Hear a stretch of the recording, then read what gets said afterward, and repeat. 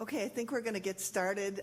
My name is Jan Serak, and I'm the director for Wisconsin Facets, which is actually Wisconsin's Parent Training and Information Center funded through the U.S. Department of Ed Office of Special Ed Programs. And so I'm really delighted to have you here. And we have hopefully an exciting time for you this morning. I just want to introduce the panel members. To my right is Don Rosen. He's the Native American Center Director for Wisconsin's Parent Training and Information Center at Wisconsin Facets. And he really supports all of the tribal communities in Wisconsin. He also is, Wisconsin Facets houses the Region 4 Technical Assistance Center for all of the parent centers in Region 5, which is 9 states and 18 parent centers. So Don serves as our multicultural support person to all of those centers and really does a fabulous job. But she's at least twice as wise as I am. So at the end, we're going to give you an email address, so if you have questions, you can get back to our office about that. I am a ordained United Methodist minister who worked in higher education for the United Methodist Church, was the head of our higher education work, and have taught high school in Southern Africa as a volunteer with the Mennonite Central Committee, and taught communication at a theological school, done some pastoral work as I've kind of moved through a career. So it's really exciting to be here with you today. And very flexible, since you were able to just show up at the drop of a hat. So we're really excited about that. And thank you all for coming. Hopefully we're going to have an opportunity to hear from each one of the panel members, just talking about their area of expertise for a short time. And then we're going to have small group discussion at your tables. Each one of your tables has a facilitator. And then we'll come back and right at the end have really a large group report out. So we're going to start with Ken. And if you could I just work from that? Can we translate? Sure can. Yep.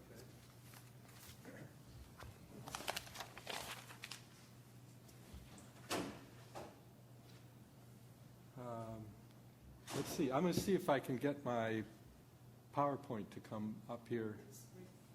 You know where it is? You just have to push this little thing here. That's it. That's it. That's you. Okay. Very good.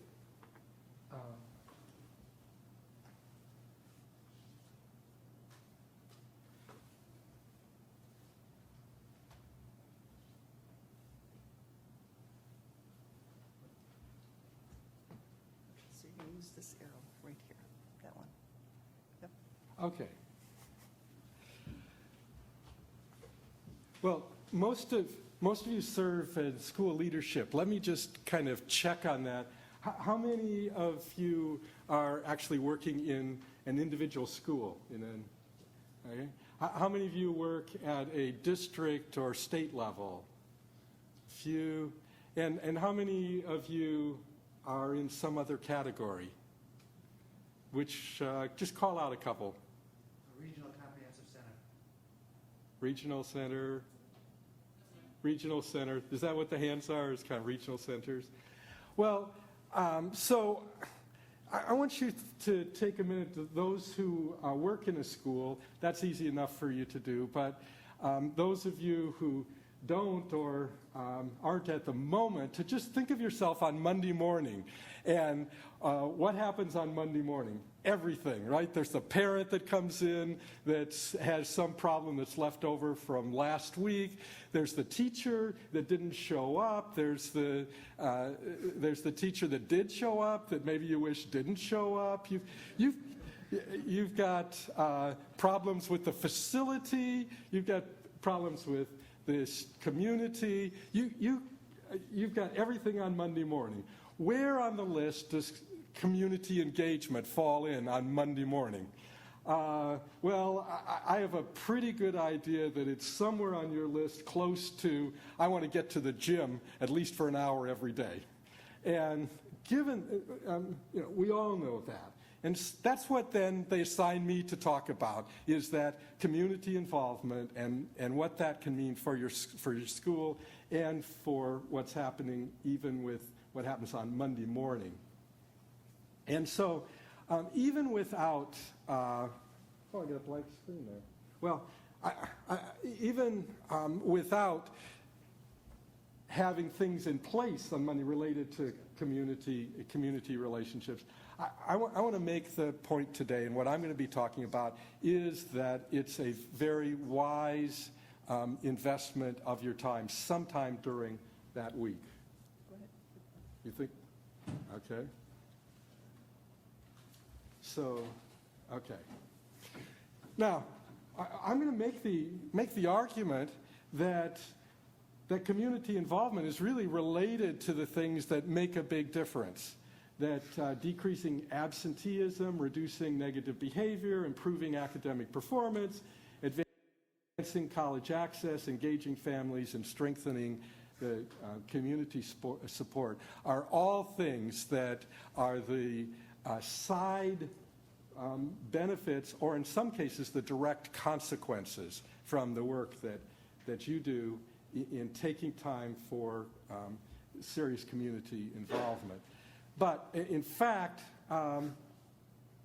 there's a certain confession that we need to make for the Department of Education, and that maybe needs to be made across the board. And that is that so often we, even at the Department of Education, think of ourselves as the Department of Schools. And that what we do far too often is focus on an assumption that, a false assumption, I would say, that schools can actually be the place that does everything that needs to happen in kids' lives, that schools can actually, by themselves, as if there's some sort of an island or some kind of a place with a wall around them, can all of a sudden figure out how to make a difference in what happens in every child's life.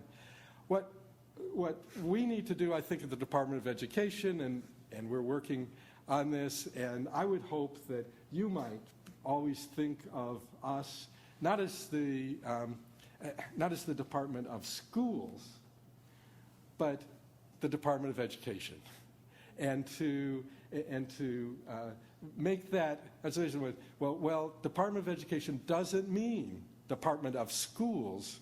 It means Department of Education. And so what have often been the kind of outsiders trying to look in are the community-based organizations. And we're looking in as if, that isn't really our area. What I hope to kind of share with you today is the conviction that the perspective that we can all adopt is that community-based organizations are not outsiders, but are really draw the circle around, and so that they're not looking in, but are part of the whole system. So why do we prioritize partnerships? And I spoke about outcomes just a moment ago and looked at all of those. Am I going to be able to get the... Okay. The first thing is that we have a certain amount of human capital that's in the community in terms of caring adults, that we can expand the learning time with the resources that are in the community, from museums to clubs to faith-based organizations, that by engaging in partnerships, we bring in community ownership of what's happening in the education of all kids, and that it's a particularly good way to connect with families and to gain family support, as well as that the SIG money is going to run out, and unless it's used to build overall capacity, and that's one of the things that happens in schools that are receiving school improvement grants, is that there is a change in the environment that makes it possible to sustain what's happening. One of the ways that we can make sure that that happens is if a part of those resources are used to make sure that the community is engaged. Managing that, making sure that there is community engagement is a full-time job. I just wanted to move right to the practical at this point. I've been talking theoretical. Why do we do this? What happens?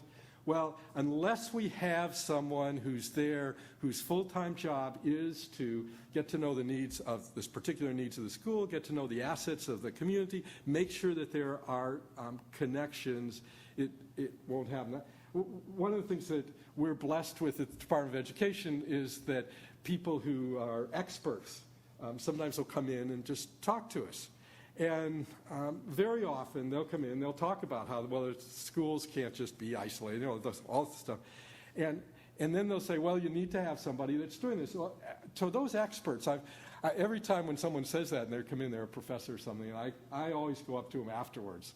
And I say, well, do you have scientific evidence that if there's a full-time person that it makes a difference? And they say, well, no, I just know it's true. And I would guess that you know it's true too, that unless there is a person who's actually there doing it, then it's not going to happen. Well, what do they do? What do we do? First of all, we need to have them investing in the capacity of what can be accomplished there. Secondly, they need to be working on sharing, making sure that there's shared data, and then making sure that the partnerships are coordinated with each other. I'm going to stop there. We're going to have some discussion around the tables and an opportunity to ask questions later, but I wanted to make sure that I did leave this email address, which is the way that you contact our office. We've left a piece of paper at each spot that describes what the Office of Faith-Based and Neighborhood Partnership Center does, and encourage you to contact us or to be in discussion with us if it seems like there's things that either we should know or that we can help you with. Thank you.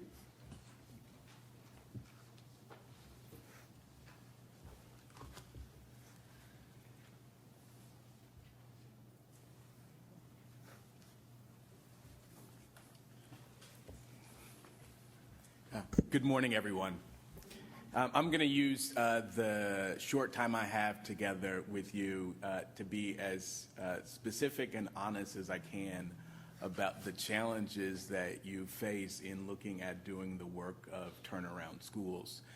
As indicated, I spent 2.5 years at the Chicago Public Schools after having run the child welfare system and having spent most of my career working on issues of social services and mental health services and working in communities to improve service delivery. So I worked at the state and local level and done lots of work and programs. Came to Chicago Public Schools to be really the operations person in the CEO's office and make sure that Arnie could spend his time doing the work that he needed to do.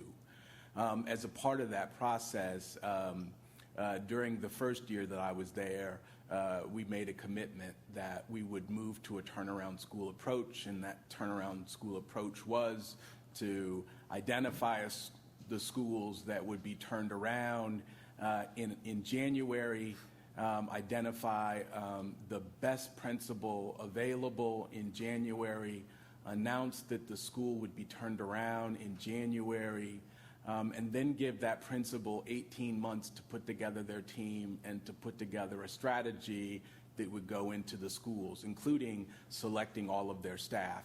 And so I'm going to speak about some of what went on during that period of time. So the particular role I was asked to play was to work with the turnaround schools to make sure that they had a coherent strategy around addressing the social and emotional issues that kids would bring with them into the school environment. And so I'm going to talk some about that. So the first point that I'd want to make to you is that from a social service perspective, speaking the language of schools is challenging, right? And understanding how to help schools get their arms around these issues are challenging. Almost everybody in this room raised their hand when they asked about the role that you might be playing in this work. And most of you will nod your heads when we say that many schools that are challenged, in part are challenged because of the social and emotional challenges that kids bring with them. But most folks in schools want to spend as little time as possible actually working on those issues. So let's just be clear about that. And if given the option, they'd love somebody else to work on them for them. Okay, so when you think I'm saying something off key, jump in. So part of what we tried to do was to help people see the connection between the social and emotional issues that kids bring with them and school performance, given that these turnaround schools were supposed to be, focused on improving academic performance.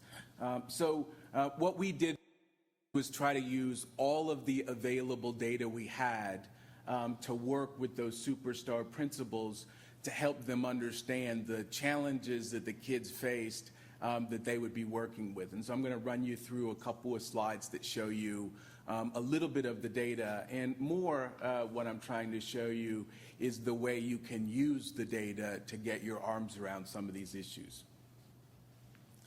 So this is two maps here of Chicago.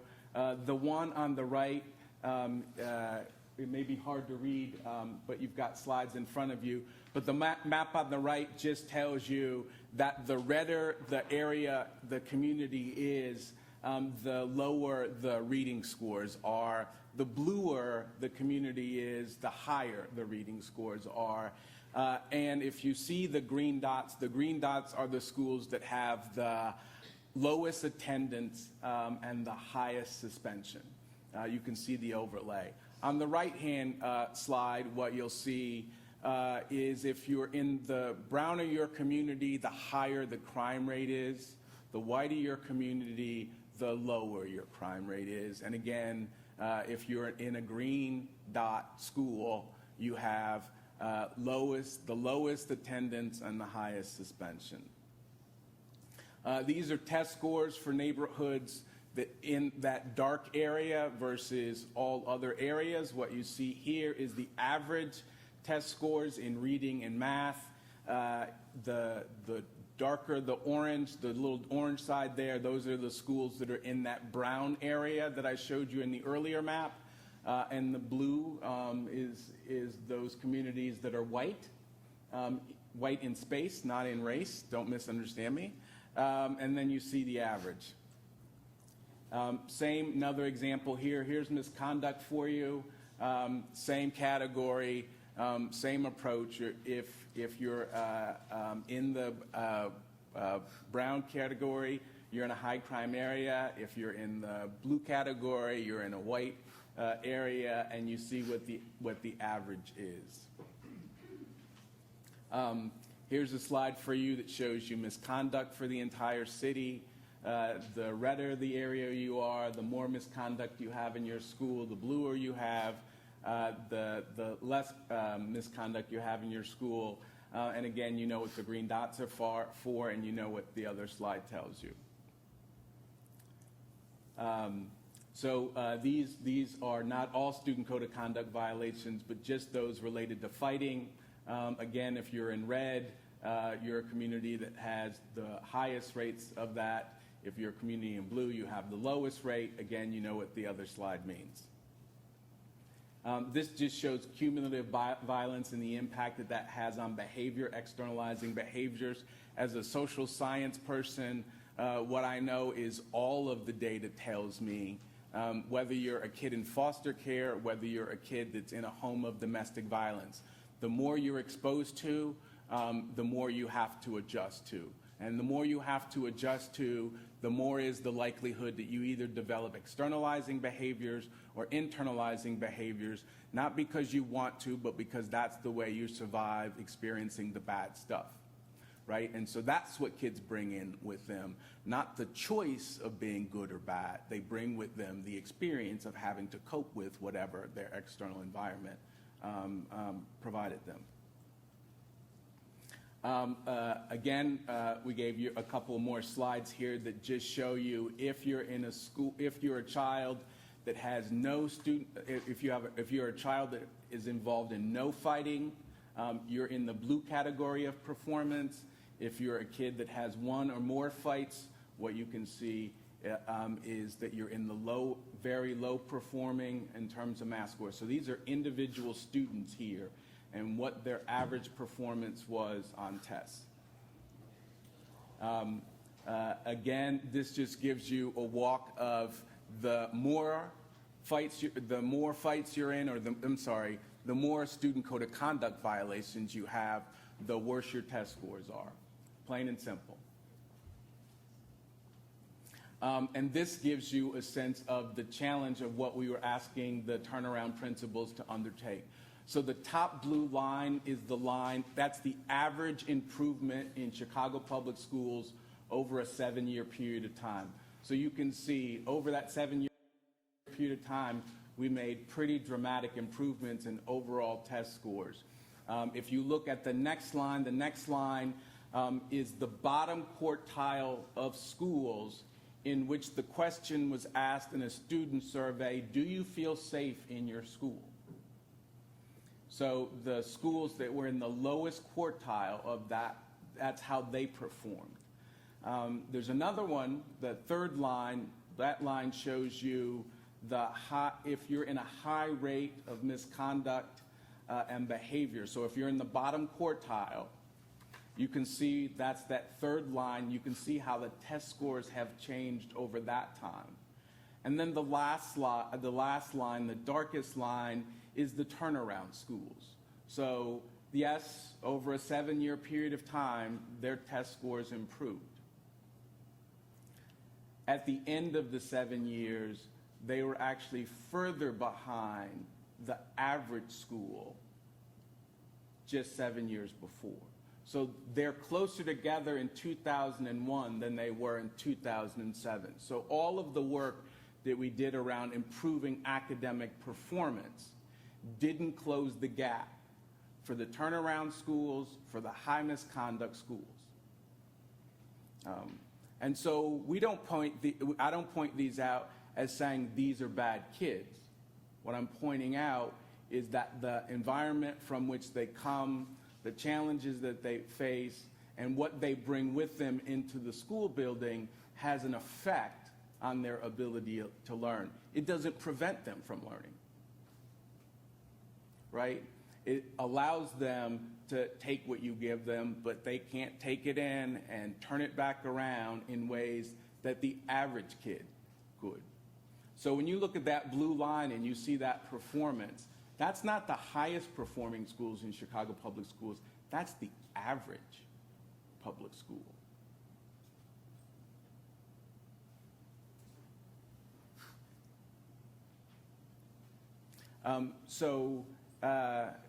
Couple of quick points about that. The one thing that was interesting is that I gave you this in a generic way. We gave each of the principals specifically a breakdown of all of their information around their student survey information, showing them indicators of where the students had concerns, where they had strengths. We gave them all of the breakdowns in terms of their total community environment. We gave them a breakdown of all of their test scores and all of their test scores in accordance with the student code of conduct violations. So what we did was we aligned all of the academic stuff with all of the behavioral stuff so that principals got a clear picture of the relationship between the two. So we gave them maps like that, but related to their own communities. And in the face of all of that information, and offered additional assistance in thinking about how to address those issues in the context of their turnaround schools. In all 5 instances, the elementary schools, of which there was 4, and the 1 high school, all of those principals decided that because of their need to focus, that they were going to disregard that data and they were just going to do the academic stuff. So all 5 of those principals chose not to take any specific interventions we offered them around the populations they were serving, on the belief that if they got to pick their own teachers, if they got to make their own rules, if they got to choose their own curriculum, that they could make this work without doing anything else but focusing on the academics, right?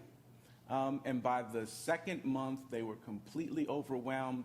And by the 3rd month, they were begging for help, and it was too late.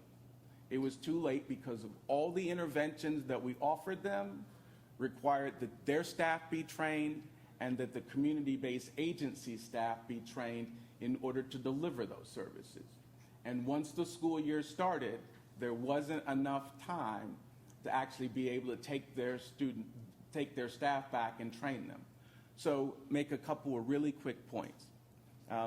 One, which is that if you're going to try to address the social and emotional needs of children in the schools that you're talking about turning around, then you need to figure out exactly what your data tells you about the particular needs that they have, rather than the generic needs that they have. The second point to be made is that the community school approach, which is what generally is thought about as the way to intervene, very rarely uses data to decide what programs to offer. They offer what anybody is willing to come into the school and provide. Third, the decision that the 5 principals made about not accepting help was based on the premise that their sole responsibility was to improve the academic performance. And so that even the assistance that they took from community-based agencies in the form of after-school programs were unrelated to what was actually going on in the classroom, right?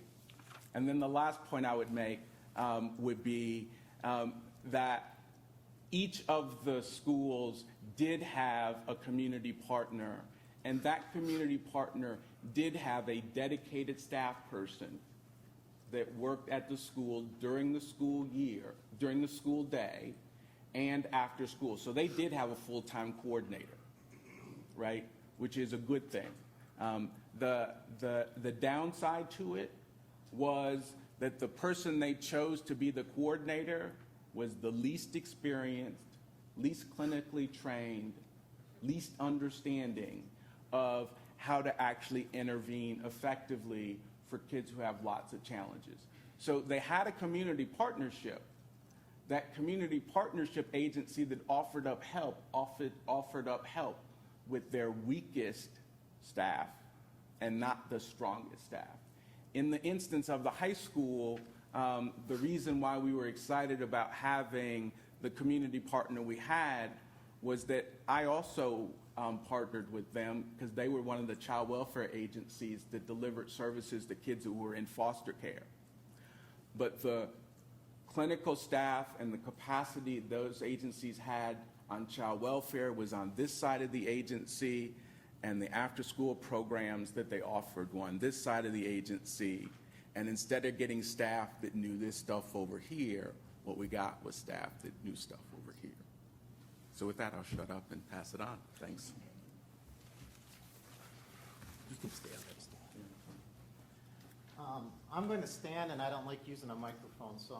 You have to use it because of the recording. Oh, the recording, okay, I have to use it. She's my boss in real life, so I guess I have to. My name is Don Rosen. Jan is my boss, and I work in Wisconsin. I'm a product of the Chicago inner city schools. I grew up in north side of Chicago in the uptown area. Probably the 10 people I grew up with, 7 are passed away and 2 are in prison right now. So I was 1 out of 10 that made it out of my neighborhood that I grew up. I'm Native American, and one of the things that I'm taught is that if you stand up or speak to people, you're supposed to stand up out of respect for them because they need to see your face that you're telling something that comes from your heart. So that's what I was always, except when you're in a circle, you can actually see each other. So that's why the tables are circles. That's what my grandmother taught me. And one of the things that I learned growing up is that you take care of your own. If you look at all the fancy mission statement, vision statements and stuff that I see at departments and schools and everything else, if you actually just put down there, take care of your own, it would eliminate a lot of the identities in special ed. Because in Native American languages, there's no such word as disability. There's no such word as not being able to do something. You just do it. And one of the things that I grew up with is that my grandparents taught us that we need to take self-assessment of ourselves every year and looking at what we're doing in our job, if we're doing it for the right reason. And the way the right reason is if it comes from your heart. If you're doing your job because it comes from your heart and that's what you want to do, then you're doing the right thing. But if you're doing it for something materialistic, you're not going to take that with you. It's not part of what you're going to be. The other thing that really is interesting, I hear everybody talk here, and one editorial when she said that, the lady from Massachusetts said that the surprise of the Native Americans when they met Columbus, well, at least the man she met, he left. Columbus stayed, so we moved. So that's just an editorial on my part. But one of the things that really is interesting, that look at all these school districts, but we don't talk about rural. There's a lot of rural and there's a lot of tribal that's out there. And we talk about all these things that you want them to do, but they don't have the resources. Here you could go 5 miles and find a hospital. You can go 5 miles and find different services that are available. But in the communities that I serve, they have to go 60 miles, 70 miles, and with being poor and not being able to afford it, to be able to get there is another whole issue. So it's great to come up with different ideas and different things, but to be able to have that in the rural communities is really interesting. One of the things that I had on there was, who are your stakeholders? You have to look at it internally. Who are the stakeholders, in your opinion? Not anything else, but look at yourself, and that's part of the self-assessment. The resources available and utilized. It's hard for me because back home we had to go 65 miles to go to Duluth, Minnesota, to be able to get some resources that we have. Another thing is urban versus rural. Up there, it's always, if you look at state committees, different things at the state level, they're all focused in Wisconsin, focused around Green Bay, Milwaukee, Madison, Eau Claire, La Crosse, which are big cities.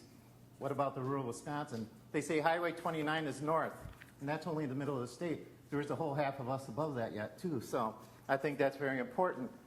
When we talk about culture, it isn't about skin.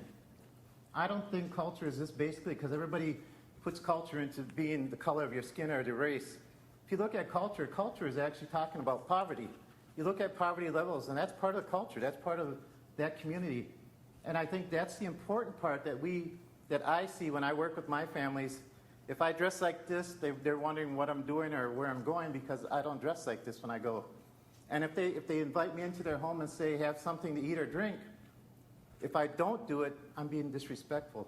Because even if they don't have much, if they offer anything, you partake a little bit of that, and that's very important. In the rural communities, I don't wear my name tag because I grew up in Chicago, came back after I graduated from school, got a job. I don't wear a name tag because of one reason. I applied for a job at a Jewish social services. Over the phone, I did my interview. So I was one of the final 3 picked for the final interview in person. I show up, and if you spell my name, it's Rosin. I did not know to that point because I never thought about it, but if you put an E instead of an I, it's a Jewish name. So when I showed up to my interview, they say, are you sure you're Donald Rosen? I said, yeah, it says on my driver's license I am. So it really made me, because I work in rural communities, your last name is a reflection, and if they dealt in the school system with someone from your family, they attribute it to the rest of the family.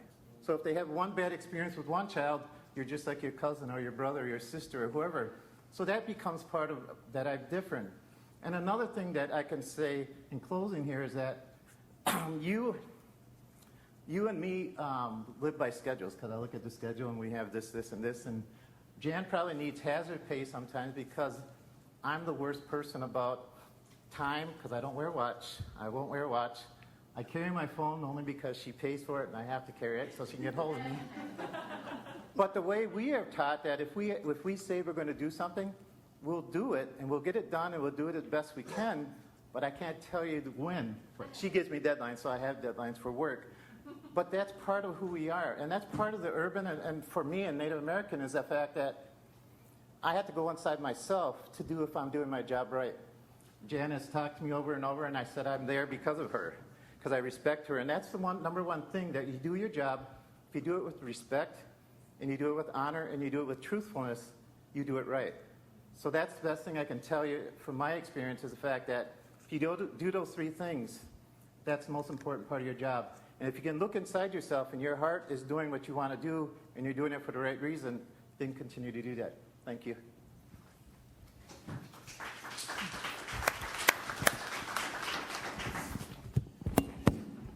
Oh, dear. Okay. We're going to, there's tremendous experience and knowledge amongst all of you. And so part of this conference is really to take the time to really pick each other's brains and learn from each other. And so what we hope to do right now is at each table to really pick a topic. We have some suggestions there for you, and you can have one, or if you have time to talk about several of them, that would be great.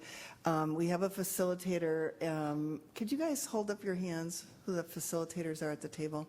Okay. We actually have 4 facilitators and I think 5 tables. So which is the table without the facilitator?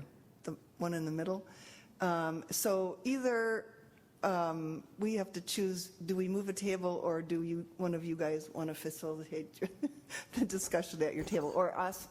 Do you want to facilitate over there? Okay, so we'll send her over there to facilitate. And really, we just want to have you have a discussion about one of those topics. And at the end, if you could report out, we'll do about a 15-minute report out at the end. And, really kind of starting at right around 25 after 11. So we'll do, discussion for 15 minutes, maybe 25 to 12 we'll start. So let's discuss for 20 minutes, and then each table will have about 3 to 4 minutes to just report out. So if you could report out on successes that you've had with engaging stakeholders in your schools, challenges, and we've certainly heard a lot of challenges this morning, and then also supports that you need TA-wise related to helping engage stakeholders. So if you just want to start at your table, then that would be great. And we're going to have the presenters just kind of float around to each table. All right, I think we're going to start on our report outs. I'm going to ask the panel members to come back up here, because we're also going to be able to answer a couple questions too, if there's questions specifically for them. Okay, so is there a table that is dying to go first? Okay. Then we'll just pick one. How about if the table in the back corner goes first? And if you could just, summarize, kind of your discussion, and then, I know some individual people had just some fantastic stories and examples. So if we have time, we'll also try to do some of those.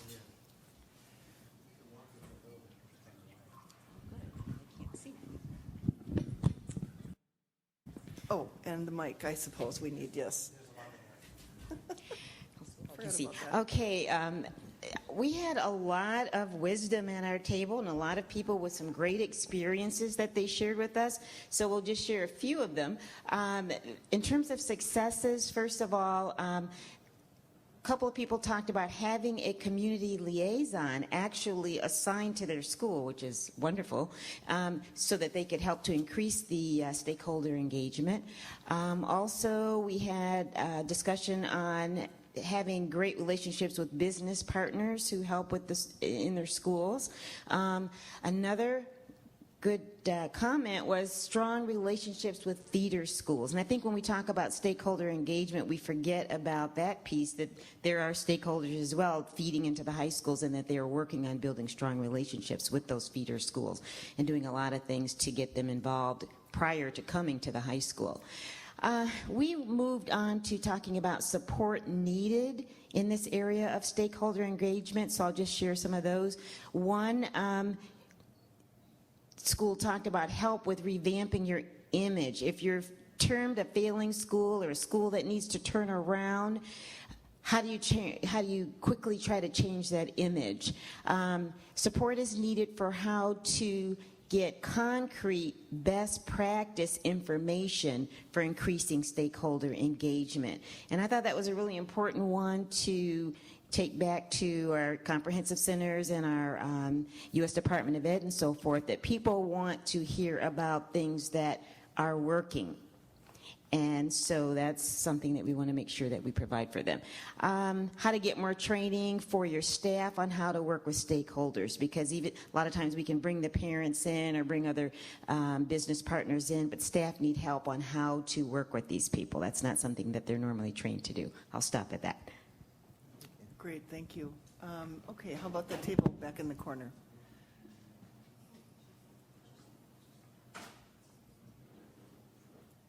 You want this one? Oh, shoot.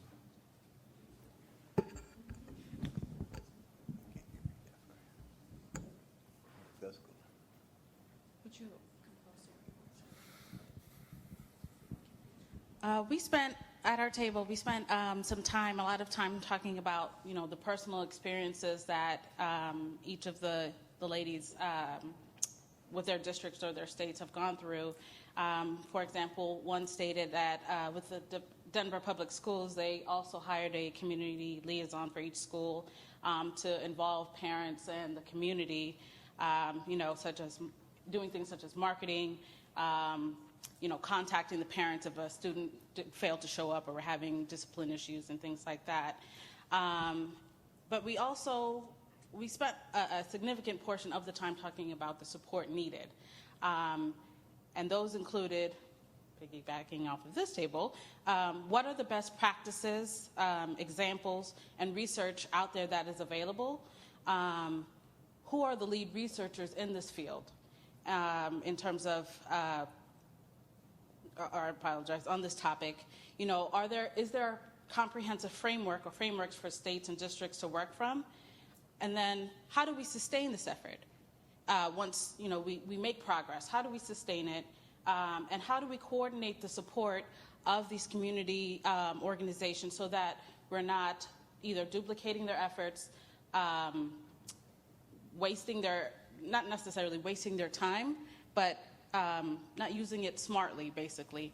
And we talked about the need to do perhaps a gap analysis to identify the needs of the school, looking at IEPs, talking to the students, talking to the families, figuring out, if we were to offer this service, would you even come, kind of thing.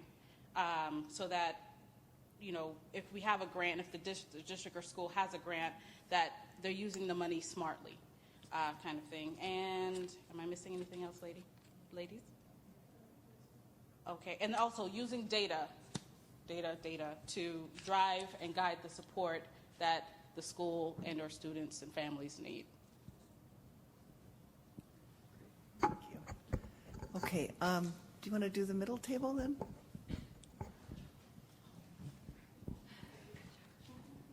I think so. Good morning. It was very interesting conversations going on at the table because we all had some very similar challenges, even though we came from rural areas, inner city areas, whether they were neighborhood schools or non-neighborhood schools. Some of the challenges were the same, and that was mostly how do we get the parents involved. Lots of ideas, lots of attempts, offering them different days, different times, opening the schools longer hours, and still participation is minimal at times. So we talked about some of the ways that we could, first of all, is celebrate the successes. And one of those is most schools now, not all of them, but most of them have that full-time coordinator, that community liaison, parent liaison, some community support from pastors and churches, which is something that's kind of foreign to public schools, is to think of that as a community support, but that has been a success. Other successes have been offering language classes for parents in the evenings as a way to get parents involved, is if English is their second language, providing the same services for them as is provided for the students. and establishing a relationship with the Chamber of Commerce really helped at least one school district in providing an innovative program that will be the first, you said, in the world. Is that correct? So some of the challenges we have is one of them that came up over and over again was the technology. We expect the parents to stay in touch using the computer, internet, email, and yet they don't have access to it. But we always fight the cell phones every day, but we aren't using them to our advantage either. So trying to figure out some ideas on how to use the technology that everyone seems to have, and then helping parents access the technology, training them on it, and showing them, because we have all the grades, all their attendance, all their assignments, everything on the internet for them. But if you don't have a computer and you don't have internet, then that's going to be kind of a waste. So that was a big one, a big talk about the technology and the addressing the language needs. And then the other one was since some of us are not neighborhood schools or live in rural areas, is getting students involved along with the parents from across the area or across the city. And one of my aha moments here was I've been providing all these opportunities for parents all year long, from 7 in the morning to 7 at night, and getting very little response. And then I realized, well, if I'm not a neighborhood school, why am I not taking these out to the neighborhood schools? And maybe they'll show up then. So, new idea to try. So thank you. Okay. How about this table over here?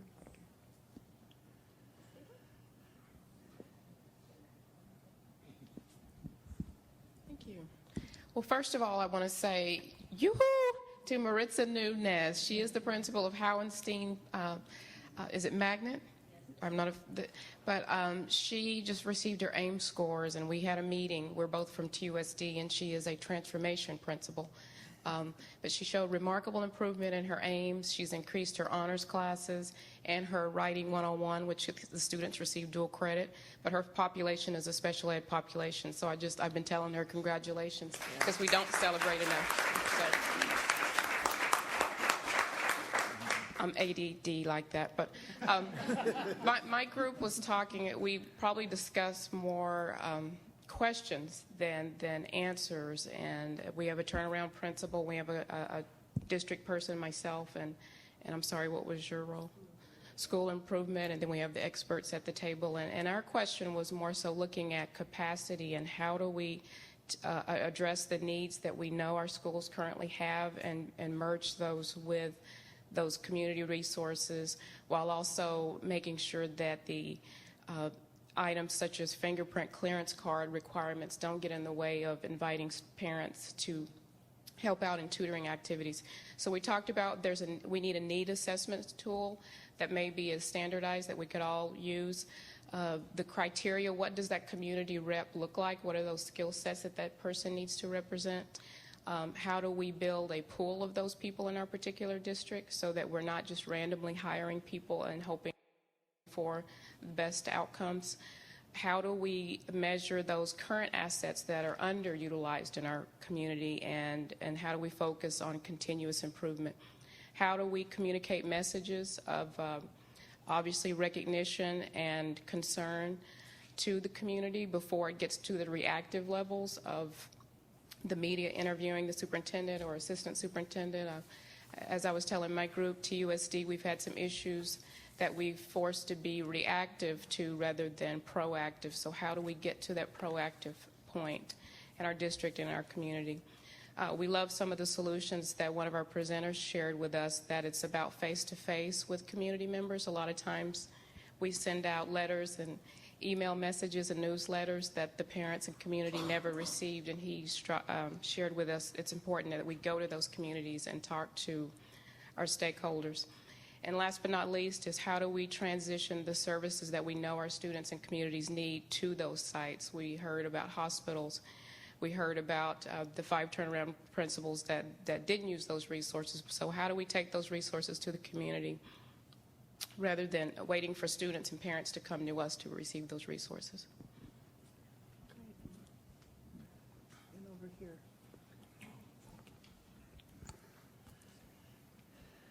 Mark, your group. Yep, thank you.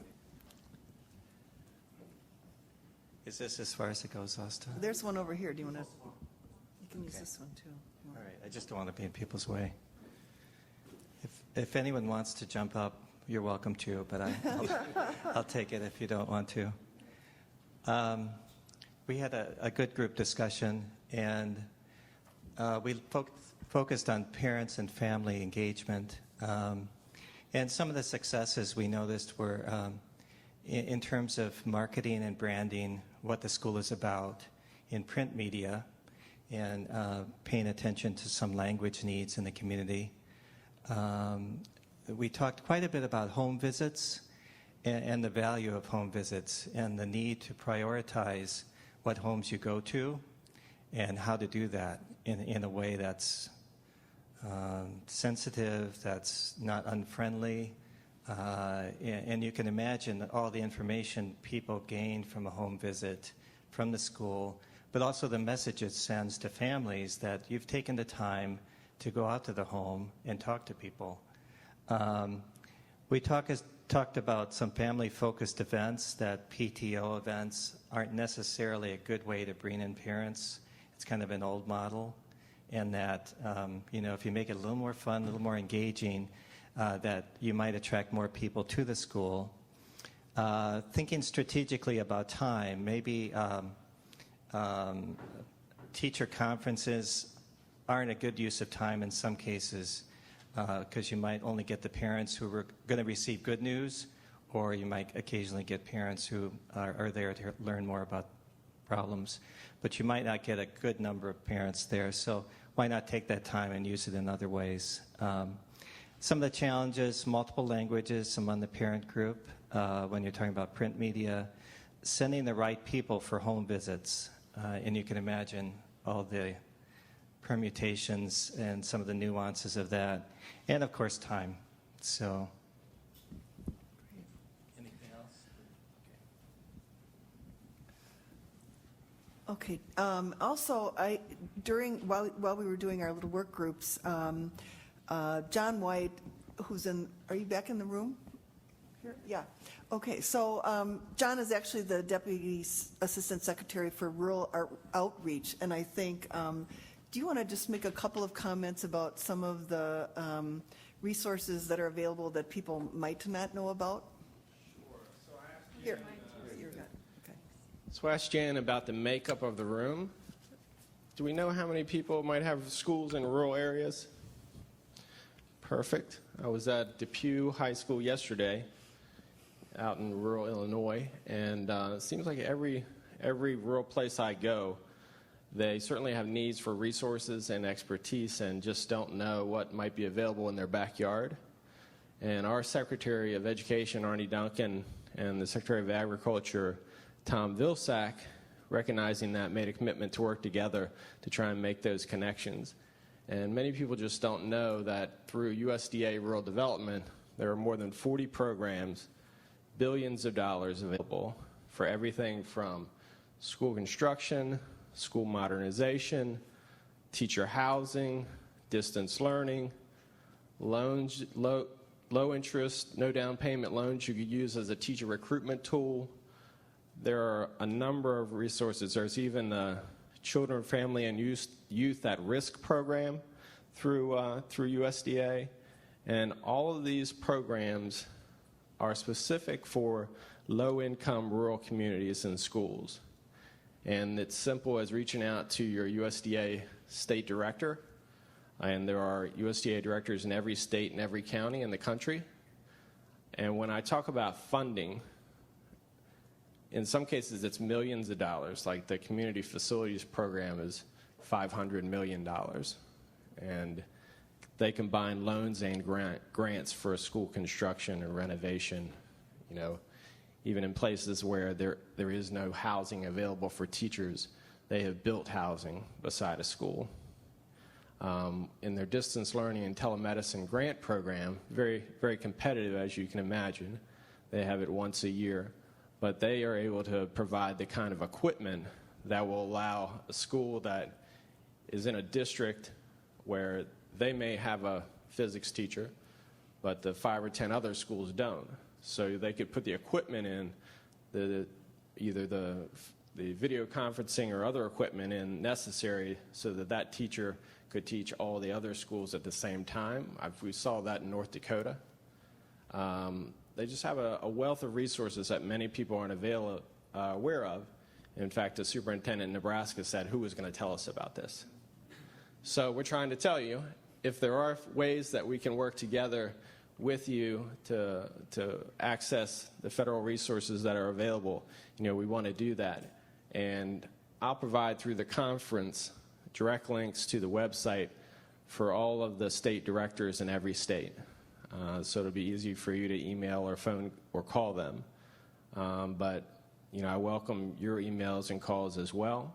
My email is as easy as my name, john.white@ed.gov. And I'll be here today and tomorrow. I'm happy to talk with you as well. And I work with Ken. Ken left, but we work with Ken on a few different things. We've gone out to try and encourage partnerships through industry, through nonprofit, and in many cases, people just don't think about, government can be a partner as well. I'm from the government and I'm your friend. That usually doesn't go very well.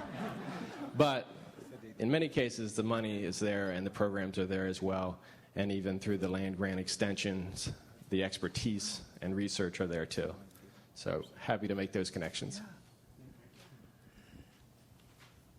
All right, thank you so much. And I can't let the meeting go by without putting in a plug.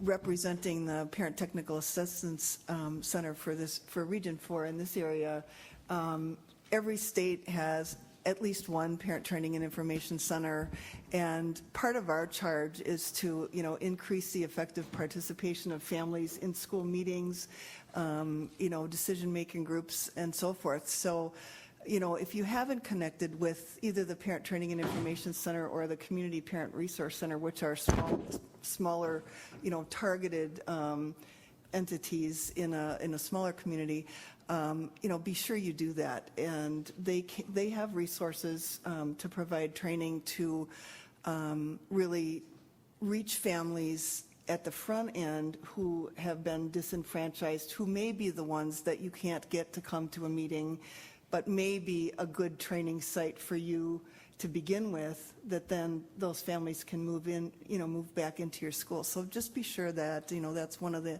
entities that you're connecting with. And I just want to acknowledge, see if there's any questions for any particular presenter. We just have like a couple of minutes. Otherwise, anybody want to do some parting comments on the panel? Yeah. You have to, because it's recording. Oh, sorry, it's recording. The one thing I wanted to share with you is if there's anything you learned from any Native American language, I'm going to share a word from my language. It's spelled Niijii. And what that means is my friend. So a lot of times it isn't the same as Wendell's over there because he's from Menominee, but that's okay. We let him in the state anyway. But but that's one of the things is that a lot of times when natives meet, they just nod their heads.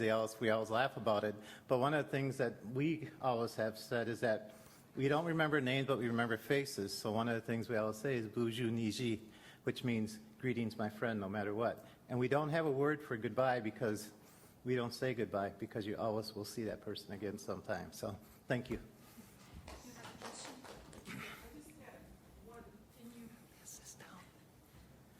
You guys want to make it?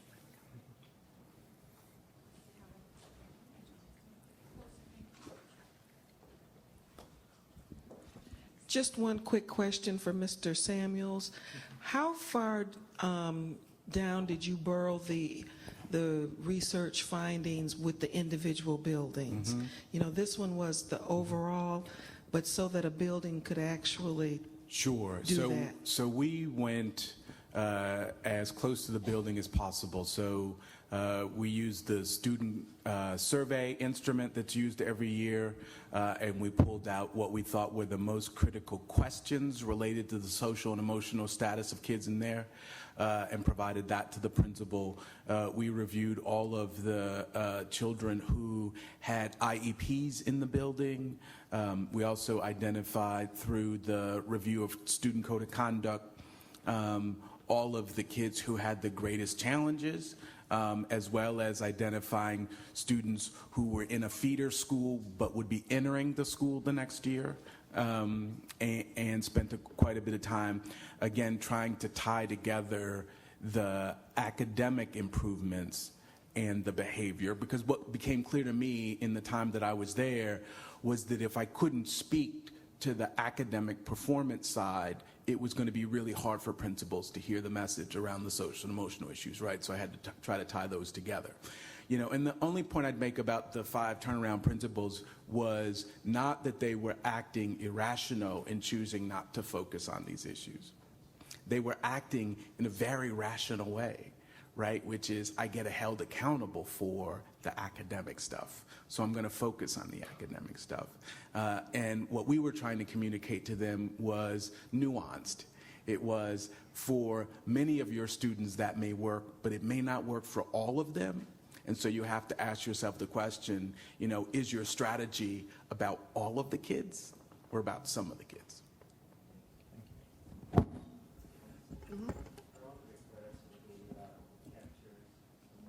The report outs, the facilitators, you just turn them in, and then they're going to be typed and, as I understand it, put out on the website as well from the conference.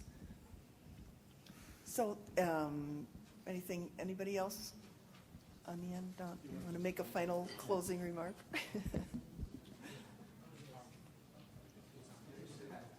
I just want to close with saying that we're very interested in the outcomes that are around the table and being able to share those in other places. So I'm glad that they're going to be made available. A number of the questions that have come up, we hear all over the country. And the comment that from the table that it's amazing.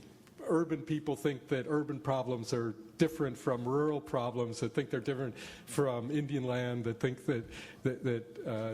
and yet so often these things are very similar in our experience.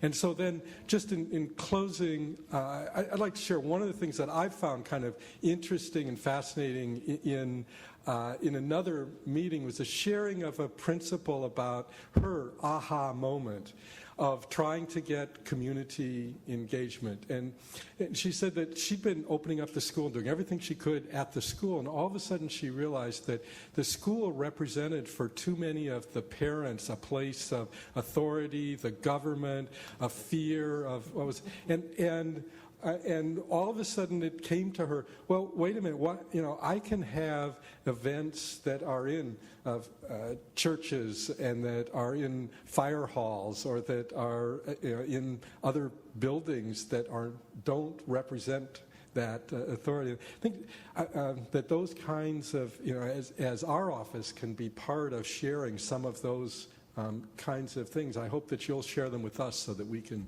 take them on. So, thank you. All right, thanks everyone.